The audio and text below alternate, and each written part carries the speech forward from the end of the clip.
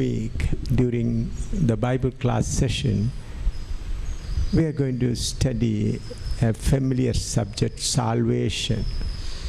మరి ఈ 6 రోజుల అధ్యయన తరగతిలో మీకందరికీ కూడా బాగా తెలిసిన అంశం రక్షణను గూర్చి మనం నేర్చుకోబోతున్నాం.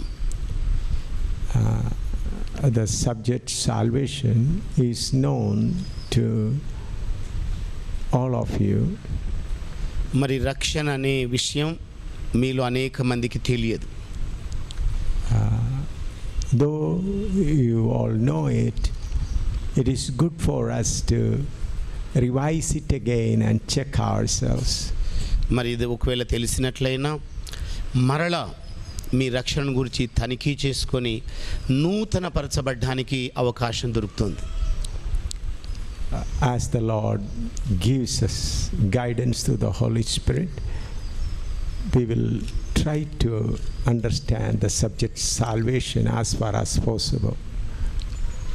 మరి రక్షణ గురించిన అంశాన్ని ఇంకా లోతుగా అధ్యయనం చేసుకోవడానికి నేర్చుకోవడానికి ప్రభు పరిశుద్ధాత్మ ద్వారా మనకు కృపను అనుగ్రహించబోతున్నాడు. To begin with, let us start reading Genesis chapter 1 verse 26 to 28. మరి ఆరంభ అధ్యయన తరగతిలో మన అంశం కొరకు ఆదికాండం మొదటి అధ్యాయం 26 నుండి 28 వచనాల వరకు చదువుకుందామండి. First I'll read in English and then someone of you will read in Telugu. నేను మొదట ఆంగ్ల భాషలో చదువుతాను, ఆ పిదప ఎవరైనా తెలుగులో చదవండి. Genesis chapter 1 verse 26 to 28.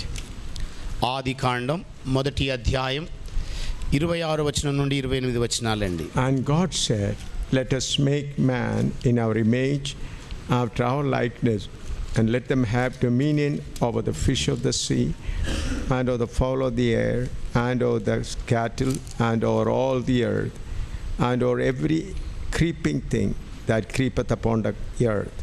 So God created man in his own image, in the image of God he created he, male and female created he them. And God blessed them, and God said unto them, be fruitful and multiply, and replenish the earth, and subdue it, and have dominion over the fish of the sea, and over the fowl of the air, and over every living thing that moveth upon the earth. చదవండి. మన స్వరూపమందు మన పోలిక చొప్పున నరులను చేయడము, వారి సముద్రపు చేపలను, ఆకాశ పక్షులను, పశువులను, ఏడు సమస్త భూమిని, భూమి మీద ప్రాకు ప్రతి జంతువును, ఏడు గాలులు కలిగిను. దేవుడు తన స్వరూపమందు నరుని సృజించెను, దేవుని స్వరూపమందు వారిని సృజించెను, స్త్రీగాను పురుషుడిగాను వారిని సృజించెను. దేవుడు వారిని ఆశీర్వదించెను, ఎట్లనగా మీరు ఫలించి అభివృద్ధి పొంది విస్తరించి భూమిని నిండించి దానిని లోపరుచుతుంది. సముద్రపు చేపలను, ఆకాశ పక్షులను, భూమి మీద ప్రాకు ప్రతి జీవిని ఏడుడని దేవుడు వారితో చెప్పాడు. Let's pray. ప్రార్థన చేసుకుందామండి. Father, we thank you for giving us this beautiful building for Bible class. తండ్రి, ఈ అందమైన భవనాన్ని మా అధ్యయన తరగతుల కొరకు నీవు అనుగ్రహించినందుకై నీకు స్తుతులు చెల్లిస్తున్నాం. Lord, I pray that you may bless this church and the pastors and all the elders and officials of the church. నాయనా, ఈ సంఘాన్ని, సంఘ కాపరిని, కార్యవర్గ కమిటీని, పెద్దలందరినీ మిక్కుటముగా ఆశీర్వదించండి నాయన. Thank you, Lord, for gathering your children this morning. నాయన, ఈ ఉదయకాలం మేమందరం కూడా కూడుకున్న ఈ గుంపు కొరకే నీకు స్తోత్రములు చెల్లిస్తున్నాం. Thank you, Lord, for giving us this subject salvation for our study. నాయన, మా అధ్యయనం కొరకు ఈ రక్షణ అనే అంశాన్ని నువ్వు అనుగ్రహించినందుకై నీకు వందనాలు చెల్లిస్తున్నా. నాయన, ఈ వేళ మరి ఎవరి హృదయములైతే అంధకార శక్తుల చేత బంధించబడినాయో అలాంటి వారు నీ వాక్యమును అర్థం చేసుకునగలుగునట్లు నీవే వారి హృదయాలను తెరువమని ప్రార్థన చేస్తున్నాను. Father, glorify the name of the Son Jesus in our midst. తండ్రి, నీ కుమారుడైన యేసు ప్రభు యొక్క మహిమ కలిగిన నామాన్ని మా మధ్యలో మహిమపరచుమని యేసుని దివ్య నామమును బట్టి అడుగుచున్నాం తండ్రి. In Jesus' name, amen. యేసు నామములో అడుగుచున్నాం తండ్రి, ఆమేన్. Here in this subject we read God says, let us make man according to our image and likeness. దేవుడు ఇక్కడ సెలవిస్తున్నది ఏమిటంటే మనము మన పోలిక చొప్పున మన స్వరూపమందు నరులను చేయుదము. And let them have dominion over the fish of the sea and the fowl of the air and over all creeping things of the earth. మరి సముద్రములోని చేపల మీదను ఆకాశములో ఎగిరే పక్షుల మీదను ప్రాకే ప్రతి పురుగు మీదను ఏలుబడి చేయనట్లుగా మనం చేద్దాం అనుకున్నారు. So God created man and gave him the dominion over everything. మరి దేవుడు నరుని సృజించి భూమి అంతటి మీద అతనికి అధికారమును అనుగ్రహించాడు. The first man was having good fellowship with God. మరి మొదటి మనుష్యుడైన ఆదాము దేవునితో చక్కటి సహవాసం కలిగి ఉండినాడు. When we read Genesis chapter 3, we can 3 verse 8, we can see how the Lord used to have fellowship with them.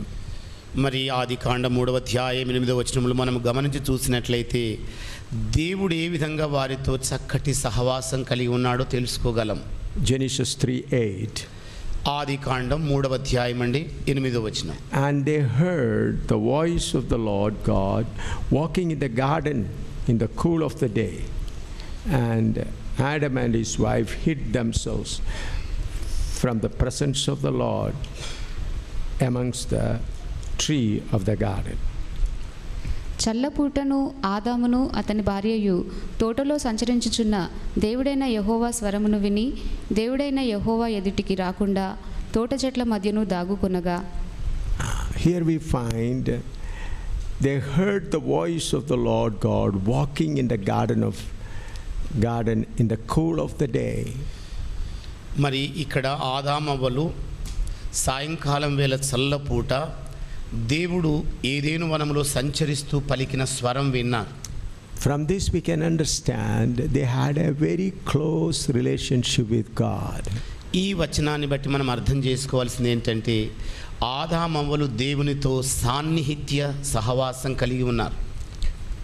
They recognized the voice of the Lord walking in the garden in the cool of the day. మరి ఏదేను తోటలో సాయంకాలం వేళ చల్లపూట సమయంలో దేవుడు నడుస్తూ పలికిన స్వరం వాళ్ళు విన్నారు. That means it was a regular affair that God used to come and have అంటే companionship with them. మరి రోజు కూడా దేవుడు విచ్చేసి ఆ ఏదేను వనములో ఆదాములతో సహవసించటం అనేది వాడుకలాగా ఉండేది. Among the whole creation, only Adam and Eve were according to the image and likeness of God. మరి సృష్టి యావత్తులో ఆదాము హవ్వలు మాత్రమే దేవుని పోలికలోను దేవుని స్వరూప్యములోను నివసించిన వారు. Therefore, God used to walk with that person, Adam. అందుచేతనే ఆ మనుష్యుడైన ఆదాముతో దేవుడు నడుస్తూ ఉండినాడు. Then when we come to second chapter of Genesis, verse 16 and 17, we read the commandment God gave to them. మరి ఆదికాండం 2వ అధ్యాయము 17-18 వచనములు మనం చూసినట్లయితే 16-17. 16 నుండి 17 వచనాలండి. ఆ 2 వచనాలు మనం చూసినట్లయితే దేవుడు వారికి ఇచ్చిన అధికారమును మనం కనుగొగలం. Order, what commandment God gave to them. దేవుడు ఎలాంటి ఆజ్ఞను వారికి అనుగ్రహించాడో ఆ వచనాల్లో మనం చూస్తాం. And the Lord God commanded the man, saying, of every tree of the garden thou mayest freely eat, but of the tree of the knowledge of the good and evil thou shalt not eat of it, for in the day that thou eatest thereof thou shalt surely die. మరియు దేవుడైన యెహోవా ఈ తోటలోనున్న ప్రతి వృక్ష ఫలములను నీవు నిరభ్యంతరముగా తినవచ్చును, అయితే మంచి చెడ్డల తెలివినిచ్చు వృక్ష ఫలములను తినకూడదు, నీవు వాటిని తిను దినమున నిశ్చయముగా చచ్చెదవని నరునికి ఆజ్ఞాపించెను. Here the Lord says you can eat all the fruits of the trees. ఇక్కడ దేవుడు ఏమని సెలవిస్తున్నాడంటే ఈ తోటలోని చెట్ల ఫలములన్నింటిని నీవు తినవచ్చు, But of the tree of the knowledge of good and evil thou shalt not eat of it. కానీ తెలివినిచ్చు మంచి చెడ్డల చెట్టును నీవు తినకూడదు అని అంటున్నాడు. Now we find this tree of good and evil was in the midst of the garden. మనము ఈ మంచి చెడ్డల ఫలములనిచ్చే వృక్షాన్ని ఏదేను మధ్యలో కనుగొనగలం. Chapter 2, verse 9. మరి 2వ అధ్యాయం ఆదికాండం 9వ వచనం చూద్దామండి. Genesis 2:9. ఆదికాండం 2వ అధ్యాయం 9వ వచనం అండి. And out of the garden made the Lord God to grow every tree that is pleasant to the sight and good for food, the tree of life also in the midst of the garden, and the tree of knowledge of the good and evil. మరియు దేవుడైన యెహోవా చూపునకు రమ్యమైనదియు ఆహారమునకు మంచిదియునైన ప్రతి వృక్షమును ఆ తోట మధ్యను జీవవృక్షమును మంచి చెడ్డల తెలివినిచ్చు వృక్షమును నేల నుండి మొలిపించెను. So this tree, the particular tree from which God commanded not to eat, was in the middle of the garden.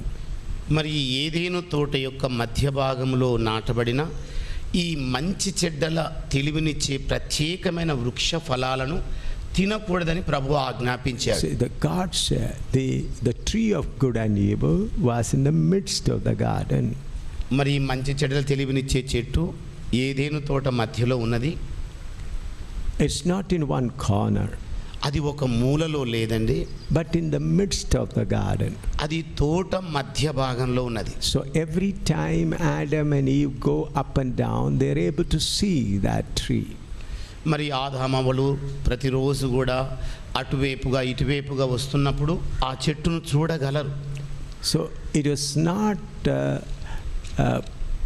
protected by some hedges or some fence. మరి చెట్టు చుట్టూ కంచె కానీ లేకపోతే ఏదైనా ప్రాకారం లాంటిది కానీ ఉంచబడలేదు. But God said, don't eat, a commandment, that's all. కానీ దేవుడు దానిని తినకూడదు అన్న ఆజ్ఞను మాత్రం జారీ చేశాడు అంతే. So you all know that how Adam and Eve were tempted and they ate that fruit. 23 and 24. 23-24 వచనాల్లోనికి వచ్చి చూస్తే దేవుడు ఏ విధంగా వారిని ఆ తోటలో నుండి వెళ్ళగొట్టాడో గమనించగలం. Therefore the Lord God sent him forth from the garden of Eden to till the ground from the whence he was taken. So he drove out the man, and he placed at the east of the garden of Eden cherubims and a flaming sword which turned every way to keep the way of the tree of life. దేవుడైన యెహోవా అతడు ఏ నేల నుండి తీయబడెనో దాన్ని సేద్యపరచుటకు ఏదెను తోటలో నుండి అతన్ని పంపివేసెను. అప్పుడు ఆయన ఆదామును వెళ్ళగొట్టి ఏదెను తోటకు తూర్పు దిక్కున కెరూబులను జీవవృక్షమునకు పోవు మార్గమును కాచుటకు ఇటు అటు తిరుగుచున్న ఖడ్గజ్వాలను నిలువబెట్టెను. Here we find how they were cast out from the Garden of Eden. ఇక్కడ ఆదామవ్వలు ఏ ప్రకారంగా ఏదేను తోట నుండి వెళ్ళగొట్టబడ్డారో మనం చూడగలం. So they did not face a physical death. అయితే వారు శారీరక సంబంధమైన మరణం పొందలేదు. Their spiritual death separated from God. ఆత్మ సంబంధమైన మరణం అనగా దేవుని నుండి వేరైపోయారు. From that day onwards, everyone turned on his own way. ఆ దినం మొదలుకొని ప్రతి ఒక్కరు కూడా తమకిష్టమైన దారులలోనికి వెళ్ళిపోయారు. Man separated from God began to find his own way. మరి దేవుని నుండి ఎప్పుడైతే నరుడు త్రోవ తప్పాడో ఇక తనకు నచ్చిన మార్గంలో నడవడం మొదలుపెట్టాడు. That's what we read in Isaiah chapter 53. అదే విషయాన్ని మనం యెషయా గ్రంథం 53వ అధ్యాయంలో చూస్తాం. Isaiah chapter 53 verse 6. యెషయా గ్రంథం 53వ అధ్యాయము 6వ వచనం అండి. Isaiah chapter 53 verse 6. యెషయా గ్రంథం 53వ అధ్యాయము 6వ వచనం. All we like sheep have gone astray. We have turned everyone to his own way, and the Lord hath laid on him the iniquity of us all. మనమందరము గొర్రెల వలె త్రోవ తప్పిపోతిమి, మనలో ప్రతివాడును తనకిష్టమైన త్రోవకు తొలిగెను. యెహోవా మన అందరి దోషమును అతని మీద మోపెను. Everyone turned to his own way. ప్రతి వాడును తనకిష్టమైన మార్గానికి తొలగాడు. They lost fellowship with the Almighty God. సర్వశక్తి కలిగిన దేవునితో ఉన్న సహవాసాన్ని వాళ్ళు కోల్పోయారు. God is a holy God. దేవుడు పరిశుద్ధుడైన దేవుడు. Though he is a loving, merciful God, he is a holy God. ఆయన ప్రేమ దయాళుడైన దేవుడైనా కూడా ఆయన కరుణావాత్సల్యమైన దేవుడై ఉన్నాడు, ప్రేమించే దేవుడై ఉన్నాడు. Holy God. పరిశుద్ధుడైన దేవుడై ఉన్నాడండి. He is a merciful God, loving God, but he is a holy God. ఆయన దయాళుడైన దేవుడై ప్రేమ కలిగిన దేవుడై ఉన్నాడు, కానీ ఆయన పరిశుద్ధుడైన దేవుడు కూడా. God cannot forsake his own nature. దేవుడు తనకున్న స్వంత స్వభావాన్ని వదులుకోలేడు. So that death means separation from holy God. మరి మరణం అనగా ఏమిటంటే పరిశుద్ధుడైన దేవుని నుండి ఎడబాటు. Man was created by God. మనుష్యుడు దేవుని చేత సృజించబడ్డాడు. He was created according to the image and likeness of God. దేవుని పోలికలోను దేవుని స్వారూప్యంలోను నరుడు సృజింపబడ్డాడు. From that level he was separated. ఆ స్థాయి నుండి, ఆ హోదా నుండి ఈ మనుష్యుడు వేరు చేయబడ్డాడు. What is salvation? రక్షణ అనగా ఏమిటి మరి? Many do not understand the deep meaning of the word salvation through the word of God. మరి రక్షణ అనే ఆ పదాన్ని దేవుని వాక్య మూలంగా అనేక మంది చక్కగా అర్థం చేసుకోలేకపోతున్నారు. We have many theologians, they have theologically explained it. మరి మనకు అనేక మంది వేదాంత పండితులు ఉన్నారు. వేదాంత పరిజ్ఞానం ద్వారా వాళ్ళు దాన్ని వివరిస్తూ ఉంటారు.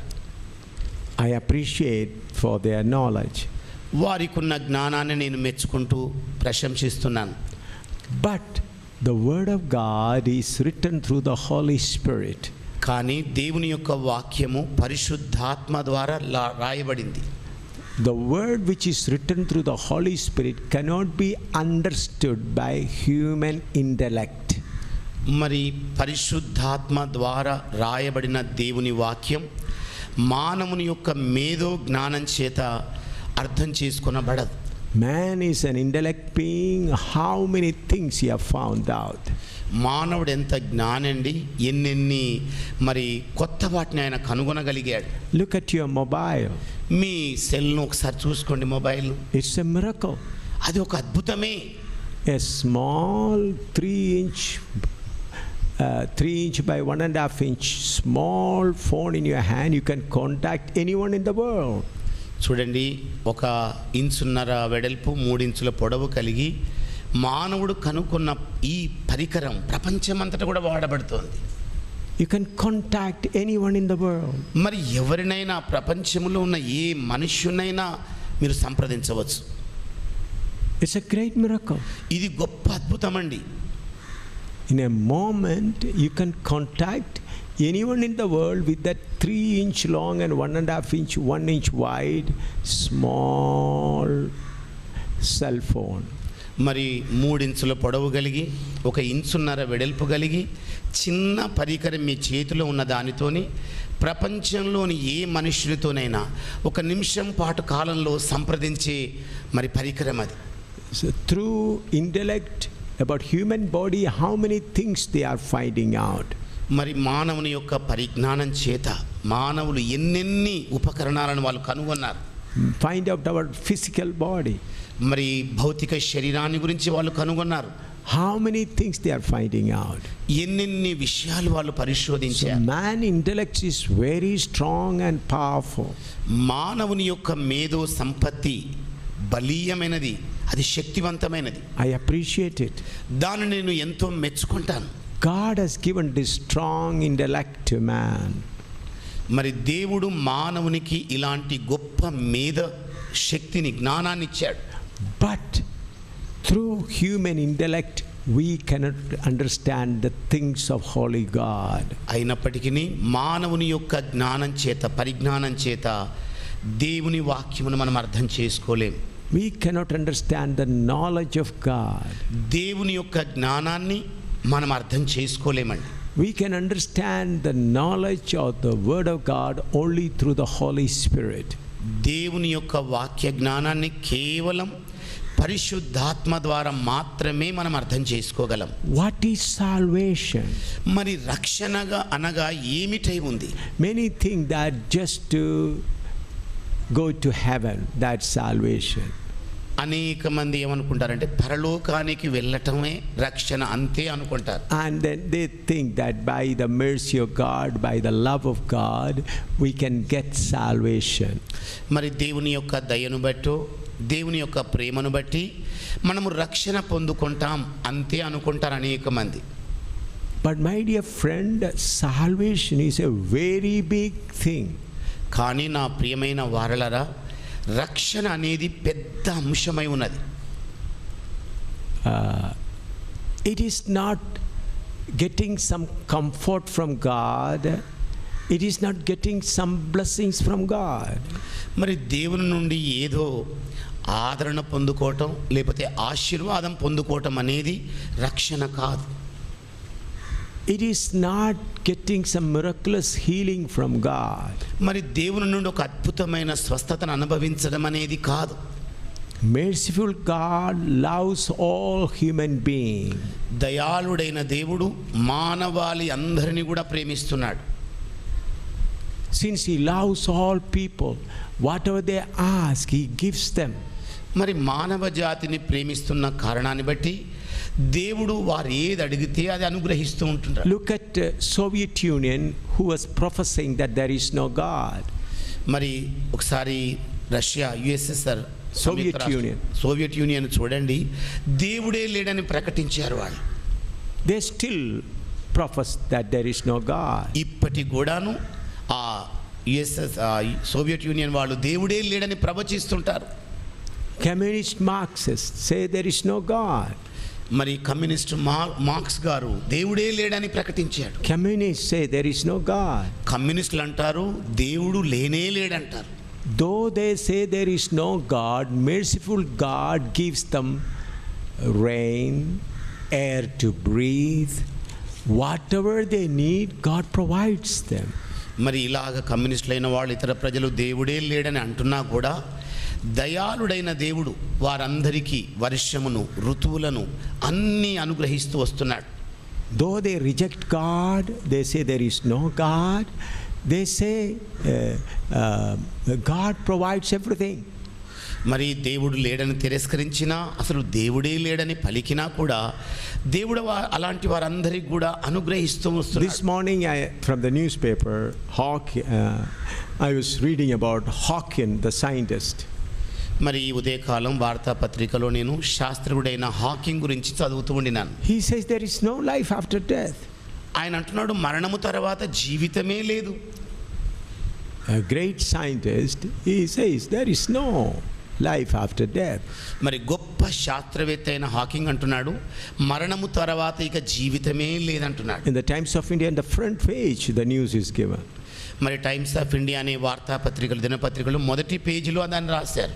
They have given his photograph also. మరి వాళ్ళు చిత్రపటాలు, ఫొటోస్ కూడా ఇచ్చేశారు. So I was wondering how loving our God, He loves, He provides the needs of that man who says there is no life after death. మరి మరణము తర్వాత అసలు జీవితమే లేదని అలాగ పలుకుతున్న శాస్త్రజ్ఞులకు, అలాగే ఇతర ప్రజలకు కూడా దేవుడు సమస్తమును అనుగ్రహిస్తూ వస్తున్నాడు. So getting blessings from God is not salvation. అందుకని దేవుని నుండి ఆశీర్వాదములు పొందుకోవటం అనేది రక్షణ కాదు. Getting healing from God is not salvation. అలాగే దేవుని నుండి స్వస్థత పొందుకోవటం అనేది కూడా రక్షణ కాదు. The word salvation means salvage, take out from destruction. మరి రక్షణ అనగా ఏమిటనగా వినాశనము నుండి ఒకరిని వేరు చేయటం. Think that so many things are burning in a fire. మరి చూడండి, అనేక వస్తువులన్నీ కూడా అగ్నితో నాశనం అవుతున్నాయి అనుకోండి. From that you salvage something. అలాంటి దానిలో నుండి కొంత రక్షించటం జరుగుతోంది. That is salvation. అదే రక్షణ అనగా అర్థం. That means man, when separated from God, is destined to lake of fire. మరి మనుషుడు ఎప్పుడైతే దేవుని నుండి వేరైపోయాడో అతడు నరకాగ్ని గుండం వైపు నడుస్తూ ఉండినాడు. His life is in lake of fire. అతని జీవితం అగ్నిగుండానికి ఆహుతైన జీవితం. When lake of fire experience started? మరి ఎప్పుడైతే ఈ అగ్నిగుండం when it started?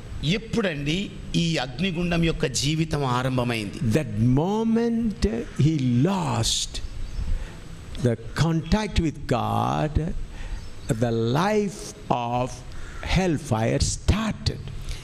ఏ క్షణాన్నైతే దేవుని యొక్క సహవాసము నుండి మనుషుడు వేరైపోయాడో ఆ క్షణములోనే నరకాగ్ని గుండం యొక్క జీవితం ఆరంభమైంది. Reaching the hellfire is the final destination. మరి అగ్నిగుండానికి చేరుకోవడం అనేది అంతిమ ఘట్టమై ఉన్నది. That is the final place where you reach. మరి అదే నీవు చేరుకొనవలసిన చిట్ట చివరి స్థలం.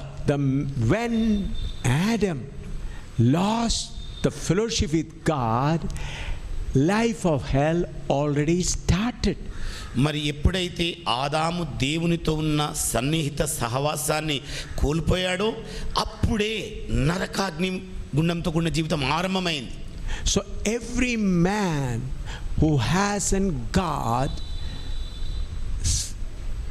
eternal life, he is already going through hell life. A man who has not got eternal life is already going through life of hell. చూడండి, నిత్య జీవము పొందుకొనని ఒక మనుష్యుడు అప్పటికే నిత్యాగ్ని మార్గము గుండా నడుస్తూ ఉన్నాడనమాట. Hell life. నరకముతో కూడిన జీవితం. Yes. నరకముతో కూడిన జీవితం గుండా బయలుదేరుతున్నాడు అనమాట. See, every human being who have not got eternal life is already leading a hell life. మరి ఎవరైతే నిత్య జీవముతో కూడిన దేవుని మరి అనుగ్రహాన్ని పొందుకోరో అలాంటి వాళ్ళు నరకముతో కూడిన జీవితంలోనికి అప్పటికే నడుస్తున్నారన్నమాట. Everyone is walking a hell life. మరి ప్రతి ఒక్కరు కూడా నరకపు యాతన మార్గము గుండా నడుస్తున్నారన్నమాట. That's why there is no peace in the heart. అందుచేతనే అలాంటి వారి హృదయములో శాంతికి తావులేదు. That's why they have to depend on liquor, film, cinema, television, and so other things. అందుచేతనే శాంతి లేక ఇక సారాయి త్రాగటం, మద్యం పుచ్చుకోవటము, సినిమాలు చూడటము, లేకపోతే టీవీ దగ్గర సమయం గడపటము జరుగుతోంది. He is already going through hell life.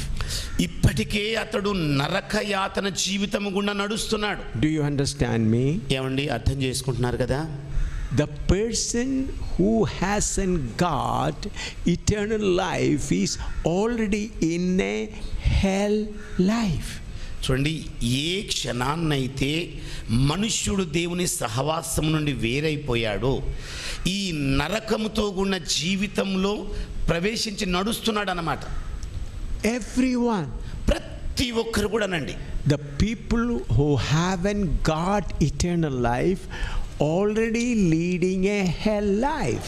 ఏ మనుష్యుడైతే దేవుడిచ్చే నిత్య జీవమును పొందక ఉంటాడో అతడు నరకముతో కూడిన జీవితము గుండా ఇప్పటికే నడవడం ఆరంభించాడనమాట. They are living in hell life. ఇప్పుడు నరకపు జీవితాన్నే గడుపుతూ ఉన్నారు. Everyone who hasn't got eternal life, they are leading a hell life. మరి ఎవరైతే నిత్య జీవమును పొందుకొనకుండా ఉన్నారో అలాంటి వాళ్ళు ఇప్పుడు నరకపు జీవితములో నడుస్తున్నారు అన్నమాట. Only thing is they have not reached their final destination. ఒక్కటే ఒక విషయం ఏంటంటే వాళ్ళు తమ అంతిమ స్థలానికి ఇంకా చేరుకోలేదు. As long as they are in the physical body, they are leading a hell life. ఈ శరీరముతో కూడిన జీవితంలో ఎంత కాలం వరకైతే ఉంటున్నారో వాళ్ళు నరకపు యాతన గుండా నడుస్తూనే ఉన్నారు. Hell life. ఆ నరకపు జీవితంలో నడుస్తున్నారు. The difference is, the moment they die, they reach their destination. అంటే తేడా ఏమిటంటే ఏ క్షణాన్నైతే వాళ్ళు చస్తారో ఇక ఆ చివరి స్థలానికి చేరుకుంటారు. Luke chapter 1 verse 78 and 79. లూకా సువార్త 1వ అధ్యాయం 78 79 వచనాలు చూద్దామండి. Luke 1 78 and 79. లూకా సువార్త 1వ అధ్యాయము 78 79 వచనాలండి.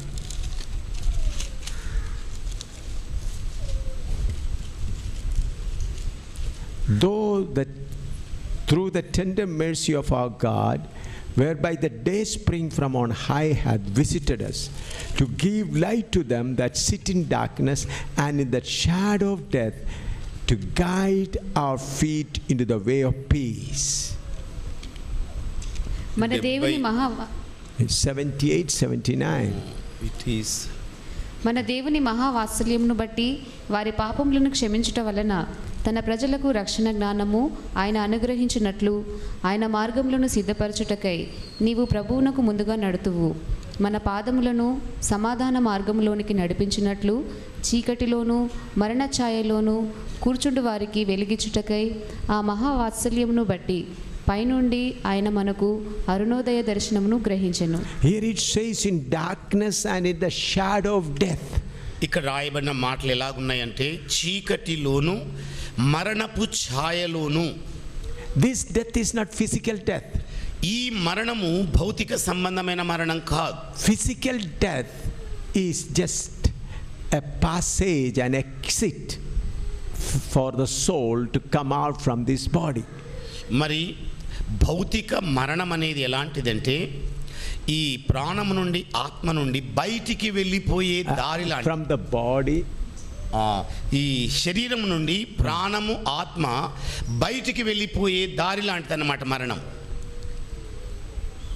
so death is, the physical death is an exit, a passage of soul and spirit from the body. ప్రాణము ఆత్మ ఈ భౌతిక సంబంధమైన శరీరము నుండి బయటికి పోయేదే మరణం అన్నమాట. That is just a sleep. అది కేవలం ఒక నిద్ర లాంటిది. But real death is separation from God. కానీ నిజమైన మరణం ఏమిటనగా దేవుని నుండి ఎడబాటయ్యే. Luke 1:69. లూకా సువార్త 1వ అధ్యాయం 69 వచనం చూద్దామండి. Luke 1:69. లూకా సువార్త 1వ అధ్యాయం 69 వచనం అండి. And hath raised up an horn of salvation for us in the house of his servant David. మన శత్రువుల నుండి మనలను ద్వేషించు వారందరి చేతి నుండి తప్పించి రక్షణ కలుగజేసెను. Is horn of salvation word is there? Yes. So here Zechariah, filled with the Holy Spirit, prophesy. ఇక్కడ జకరియా పరిశుద్ధాత్మ చేత నింపబడి ప్రవచనమెత్తి పలుకుతున్నాడు. He is prophesying about Jesus Christ. ఆయన ప్రభువైన యేసుక్రీస్తును గురించిన ప్రవచనం చెబుతున్నాడు. And he says he's raised up an horn of salvation. మరి ఆయన కాదు రక్షణ శృంగము అని కాదు, Horn of salvation. రక్షణ శృంగముగా లేపబడ్డాడు. మనకు ఎలాగుందంటే అక్కడ తప్పించి రక్షణ కలుగజేసిన ఉంది. విమోచన కలుగజేసెను. తన సేవకుడైన దావీదు వంశమునందు మన కొరకు రక్షణ శృంగమును అనగా మన శత్రువుల నుండి. That is the word. So the horn of salvation. రక్షణ శృంగమును. Now turn to Luke chapter 2 verse 25 to 31. అలాగే లూకా సువార్త 2వ అధ్యాయము 25 నుండి అండి 25 to 31. 31 వచనాల వరకు చదువుదాం. Luke chapter 2 verse 25 to 31. లూకా సువార్త 2వ అధ్యాయము 25 వచనం నుండి 31 వచనాల వరకు. And behold, there was a man in Jerusalem whose name was Simeon, And the same man was just and devout, waiting for the consolation of Israel. And the Holy Ghost was upon him. And it was revealed unto him by the Holy Ghost that he should not see death before he had seen the Lord's Christ. And he came by the Spirit into the temple. And when the parents brought the child Jesus to do for him after the custom of the law, then took he him up in his arms and blessed God and said, Lord, now lettest thou thy servant depart in peace, according to thy word. For mine eyes have seen thy salvation, which thou hast prepared for the face of all people. యెరూషలేమునందు సుమయోనను ఒక మనుషుడుండెను. అతడు నీతిమంతుడును భక్తిపరుడునై ఉండి ఇశ్రాయేలు యొక్క ఆదరణ కొరకు కనిపెట్టువాడు. పరిశుద్ధ ఆత్మ అతని మీద ఉండెను. అతడు ప్రభు యొక్క క్రీస్తును చూడకమునుపు మరణము పొందడని అతనికి పరిశుద్ధాత్మ చేత బయలుపరచబడి ఉండెను. ఆత్మవశుడై అతడు దేవాలయంలోనికి వచ్చెను. అంతటా ధర్మశాస్త్ర పద్ధతి చొప్పున ఆయన విషయమై జరిగించుటకు తల్లిదండ్రులు శిశువైన యేసును దేవాలయంలోనికి తీసుకొని వచ్చినప్పుడు అతడు తన చేతులలో ఆయనను ఎత్తుకుని దేవుని స్తుతించుచు ఇట్లనెను, నాథా, ఇప్పుడు నీ మాట చొప్పున సమాధానముతో నీ దాసుని పోనిచ్చుచున్నావు. అన్యజనులకు నిన్ను బయలుపరచుటకు వెలుగుగాను, నీ ప్రజలైన ఇశ్రాయేలుకు మహిమగాను, నీవు సకల ప్రజల ఎదుట సిద్ధపరిచిన నీ రక్షణ నేను కన్నులారా చూచితిని.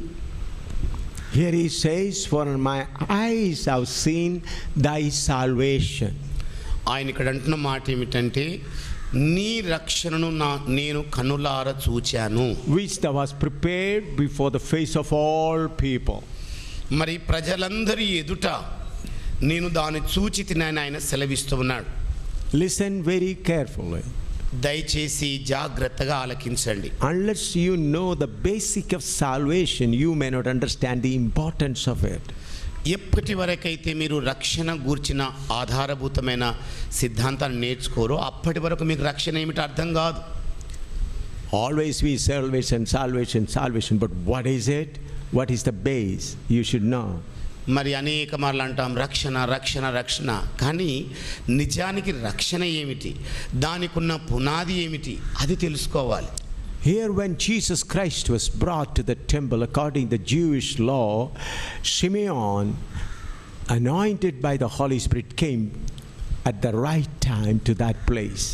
మరి యూదుల యొక్క ధర్మశాస్త్ర రీతిగా శిశువుని ఎప్పుడైతే దేవాలయంలోనికి తోడుకొని వచ్చారో, మరి సుమియోను పరిశుద్ధాత్మ చేత నిండుకున్నవాడు ఈ విధంగా పలుకుతూ ఉన్నాడు. Simeon was told by the Holy Spirit that he will see the salvation of God. మరి సుమియోను పరిశుద్ధాత్మ చేత తెలుపబడిన వాడై రక్షణను నీవు కల్లారా చూస్తావని చెప్పబడ్డాడు. So he was waiting. అందుకోసమని ఆయన ఎదురు చూస్తూ ఉండినాడు. Through the Spirit of God, he was intimated, he was informed that you will see the salvation of God. మరి పరిశుద్ధాత్మ ద్వారా సుమియోనుకు తెలియజేయబడింది ఏమిటంటే, నీవు రక్షణను కనులారా చూస్తావు. So he was waiting when the salvation of the Lord God will come. మరి అందుచేతనే సుమియోనిక ఎదురు చూపులు చూస్తున్నాడు, ఎప్పుడు ప్రభువైన యేసుక్రీస్తు యొక్క రక్షణ ప్రత్యక్షమవుతుందా అని. When God's salvation, దేవుడు అనుగ్రహించు రక్షణ ఎప్పుడు కలుగుతుందా అని ఎదురు చూపులు చూస్తూ ఉండినాడు. So then he was led by the Spirit of God and he saw a small child brought into the temple. మరి పరిశుద్ధాత్మ చేత ప్రేరేపించబడిన వాడై ఒక శిశువు బల్ల మీద ఉంచబడ్డం సుమియోను చూచాడు. The child was brought. మరి శిశువు దేవాలయంలోనికి తీసుకొని రాబడ్డాడు. And he recognized that child. అప్పుడు సుమియోను ఆ శిశువును గుర్తించాడు. Then he says, I have seen the salvation of God. అప్పుడు ఆయన అంటున్నాడు, నేను దేవుని యొక్క రక్షణను చూచితిని. Look at the love of God. చూడండి ఇక్కడ దేవుని యొక్క ప్రేమ ఎలాంటిదో. The first man lost the fellowship with God. మొదటి మనుషుడు దేవునితో ఉన్న సంబంధాన్ని సహవాసాన్ని కోల్పోయాడు. From that day onwards, God was waiting for the right time to reconcile with man so that he can get the fellowship with God again.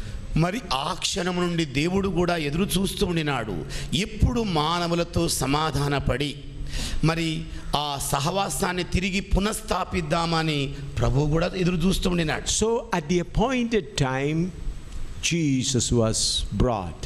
మరి కాలము సంపూర్ణమైనప్పుడు ప్రభువైన యేసు క్రీస్తు తీసుకుని రాబడ్డాడు. And Simeon, holding the child in his hand, said, I have seen the salvation of God. మరి సిమియోను శిశువును చేతులలో కలిగి, ఇదిగో నేను దేవుని రక్షణను చూచి తిని అని చెబుతున్నాడు. Now let us turn to Ephesians chapter 2, verse 14 to 16. మరి ఇప్పుడు ఎఫెసీయులకు రాసిన పత్రిక 2వ అధ్యాయము 14వ వచనం నుండి 16వ వచనం వరకు చూద్దామండి. Ephesians 2, 14 to 16. ఎఫెసీయులకు రాసిన పత్రిక 2వ అధ్యాయము 14వ వచనం నుండి 16 వచనాలండి. For he is our peace, who hath made both one and hath broken down the middle wall of partition between us, having abolished in his flesh the enmity, even the law of commandments contained in the ordinances, for to make in himself a twain one man, so making peace. ఆయన మన సమాధానమై ఉండి మీకును మాకును ఉండిన ద్వేషమును అనగా విధిరూపకమైన ఆజ్ఞలు గల ధర్మశాస్త్రమును తన శరీరమందు కొట్టివేయుట చేత మధ్యగోడను పడగొట్టి మన ఉభయులను ఏకము చేసెను. ఇట్లు సంధి చేయుచు ఈ ఇద్దరిని తన యందు ఒక్క నూతన పురుషునిగా సృష్టించి తన శిలువ వలన ఆ దేశమును సంహరించి దాని ద్వారా వీరిద్దరిని ఏక శరీరముగా చేసి దేవునితో సమాధానపరచవలనని ఈలాగు చేసెను గనుక ఆయనే మనకు సమాధానకారకుడై ఉన్నాడు. Listen carefully. జాగ్రత్తగా ఆలకించండి. Lord, give me salvation. I accept you. If you pray, that is not enough. ప్రభువా, ఇదిగో నేను నిన్ను అంగీకరిస్తున్నాను, నాకు రక్షణ దయచేయి ప్రభువా అనడం మాత్రమే సరిపోదు. It is not enough to have salvation. మరి రక్షణ పొందడానికి అది మాత్రమే సరిపోదండి. Here it's written, He reconciled us through creating a new man in us. ఇక్కడ రాయబడిన మాట ఏమిటంటే, మనలో ఒక నూతన పురుషుని సృజించడం ద్వారా మనను దేవునితో సమాధానపరిచాడు. So getting salvation means not just praying, Lord, forgive my sins. మరి ప్రభువా నా పాపములను క్షమించు నాయన అని ప్రార్థించడం మాత్రం చేత రక్షణ పొందుకోం. It's a beginning. అది ఆరంభం మాత్రమే. Believing Christ is a beginning. యేసునందు నమ్మిక విశ్వాసం ఉంచడం అనేది ఆరంభం. But a new man has to be created in him so that he can have fellowship with God. కానీ అతని లోపల ఒక నూతన పురుషుడు సృజింపబడవలసి ఉంది. అతని ద్వారా దేవునితో సహవాసం దొరుకుతుంది. What do you mean by getting salvation? మరి రక్షణ పొందుకోవడం అనగా మీరు ఏమని అర్థం చేసుకుంటున్నారు? Means restoring the fellowship with Almighty God. అంటే సర్వశక్తి కలిగిన దేవునితో సమాధాన పడే స్థితి అన్నమాట. Reconciling with the Almighty God. దేవునితో సర్వశక్తి గల దేవునితో సమాధాన పడడము. Coming in fellowship with God. మరి దేవుని యొక్క సహవాసములోనికి ప్రవేశించడం. Samadhanapada, that is not the right word. Getting the fellowship with God. దేవుని యొక్క సహవాసములోనికి ప్రవేశించడం. Salvation means getting back the fellowship with God. రక్షణ అనగా అర్థం ఏమిటై ఉన్నదంటే దేవునితో సహవాసములో ప్రవేశించడం అన్నమాట. That is what required. అదే మనకు అవసరమై ఉన్నది. How that is possible? మరి ఏ ప్రకారంగా అది సాధ్యమవుతుంది? When a new man is born in us through the word of God, that is possible. ఎప్పుడైతే దేవుని వాక్య మూలముగా మన లోపల ఒక నూతన పురుషుడు సృజింపబడతాడో అప్పుడే సాధ్యమవుతుంది. That's why Paul says he has reconciled us by creating a new man in us. అందుకే అపోస్తలుడైన పౌలు గారు చెబుతున్నది ఏమిటంటే ఆయన మన లోపల ఒక నూతన పురుషుని సృజించడం ద్వారా మనలను దేవుని సహవాసములో ప్రవేశపెట్టాడని చెబుతున్నాడు. So, getting a new man created in us is the first step of salvation. అందుకే రక్షణ యొక్క మొట్టమొదటి మెట్టేమిటనగా మన లోపల ఒక నూతన పురుషుని సృజింపజేయటము. That's what we read in 1 Peter chapter 1 verse 23. అదే విషయాన్ని మనం పేతురు రాసిన మొదటి పత్రిక మొదటి అధ్యాయం 23వ వచనంలో చూస్తాం. 1 Peter chapter 1 verse 23. పేతురు రాసిన మొదటి పత్రిక మొదటి అధ్యాయం 23వ వచనం అండి. Being born again, not of corruptible seed, but of incorruptible, by the word of God, which liveth and abideth forever. మీరు క్షయబీజం నుండి కాక శాశ్వతముగు జీవము గల దేవుని వాక్యమూలముగా అక్షయ బీజం నుండి పుట్టింపబడిన వారు. We are born through the word of God. మనము దేవుని వాక్యం మూలముగా జన్మించినాం.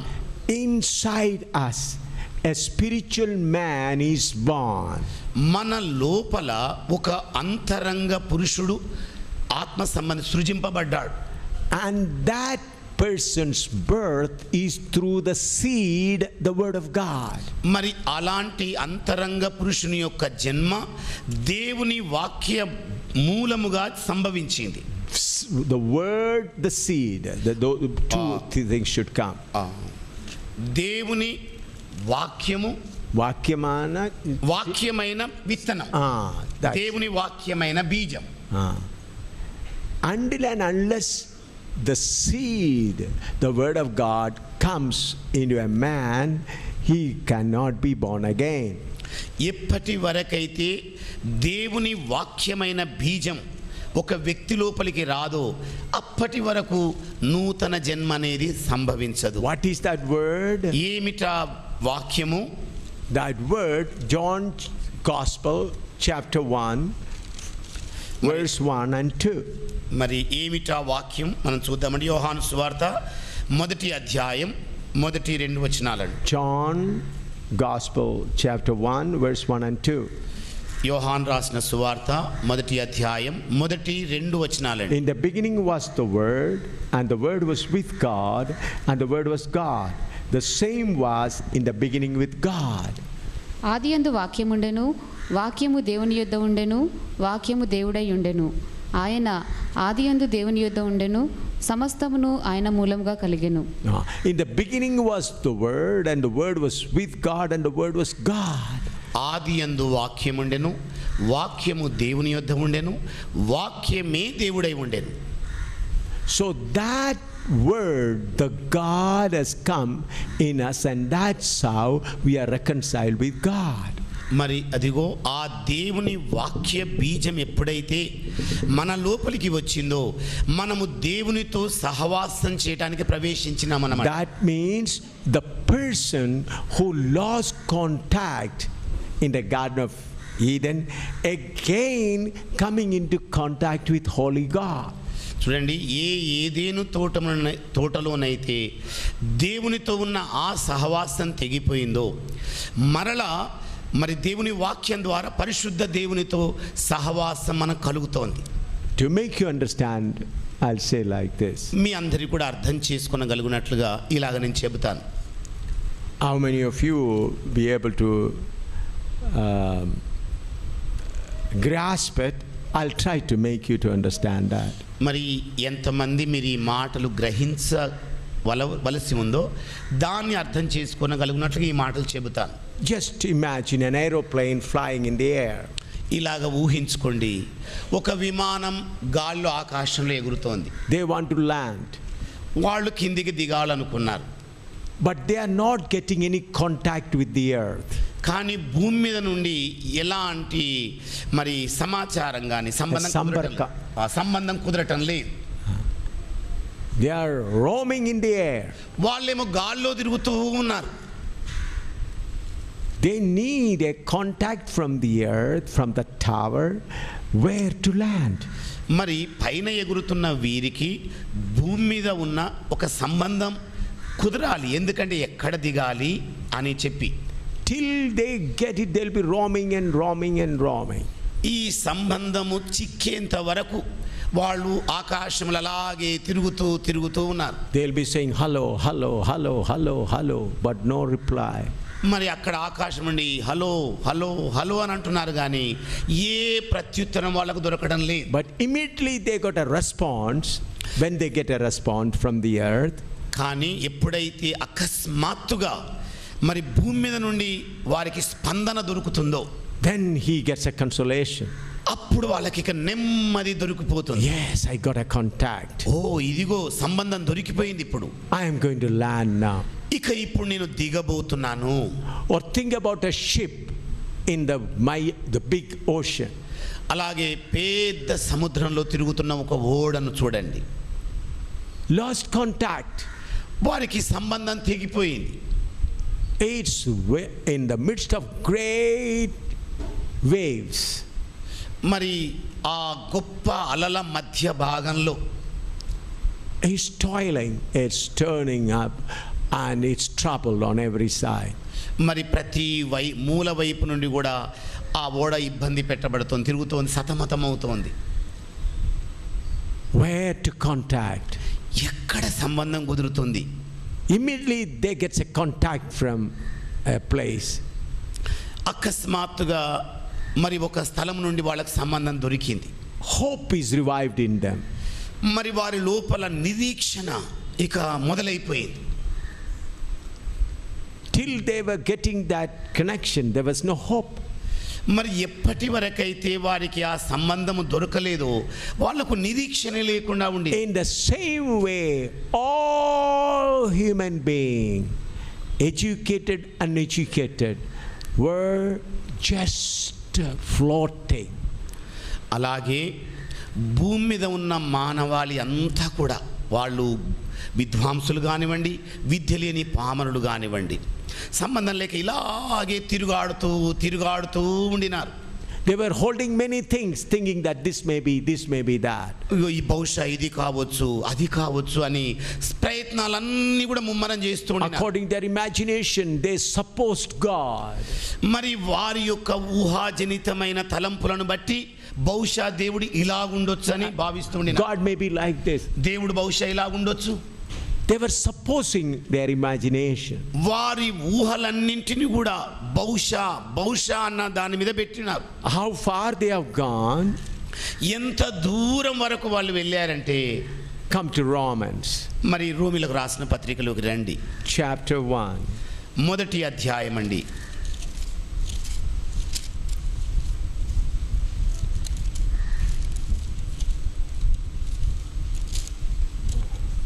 Verse 18 to 25.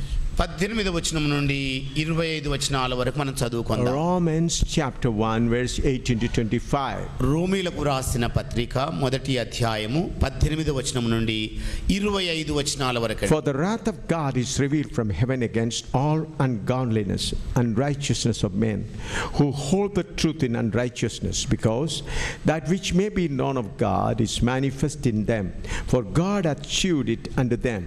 For the invisible things of him from the creation of the world are clearly seen, being understood by the things that are made, even his eternal power and Godhead, so that they are without excuse, because that when they knew God, they glorified him not as God, neither were thankful, but became vain in their imagination.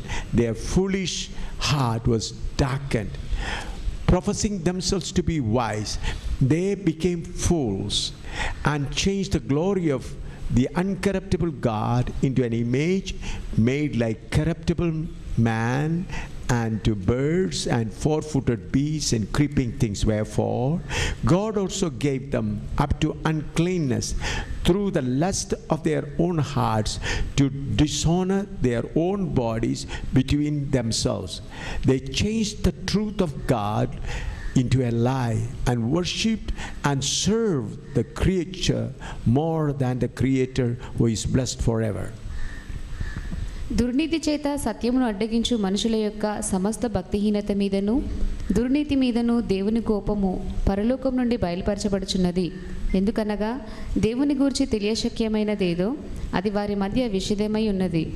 దేవుడు అది వారికి విషదపరచెను. ఆయన అదృశ్య లక్షణములు అనగా ఆయన నిత్యశక్తియు దేవత్వమును జగదుత్పత్తి మొదలుకొని సృష్టింపబడిన వస్తువులను ఆలోచించుట వలన తేటపడుచున్నవి గనుక వారు నిరత్తరులై ఉన్నారు. మరియు వారు దేవుని నెరిగియు ఆయనను దేవునిగా మహిమపరచలేదు. కృతజ్ఞతాస్థుతులు చెల్లింపను లేదు గాని తమ వాదముల యందు వ్యర్థులైరి. వారి అవివేక హృదయము అంధకారమయమాయెను. తాము జ్ఞానులమని చెప్పుకొనుచు బుద్ధిహీనులైరి. వారు అక్షయుడగు దేవుని మహిమను క్షయమగు మనుషుల యొక్కయు పక్షుల యొక్కయు చతుష్పాద జంతువుల యొక్కయు పురుగుల యొక్కయు ప్రతిమా స్వరూపముగా మార్చిరి. ఈ హేతువు చేత వారు తమ హృదయముల దురాశలను అనుసరించి తమ శరీరములను పరస్పరము అవమానపరుచుకున్నట్లు. Enough, 25th only. See how far man have gone. మరి ఎంత దూరం వరకు మానవుడు వెళ్ళాడో చూడండి. Professing themselves to be wise, they became fools. వారు జ్ఞానులమని ప్రవచించుకుంటూ బుద్ధిహీనులైనారు.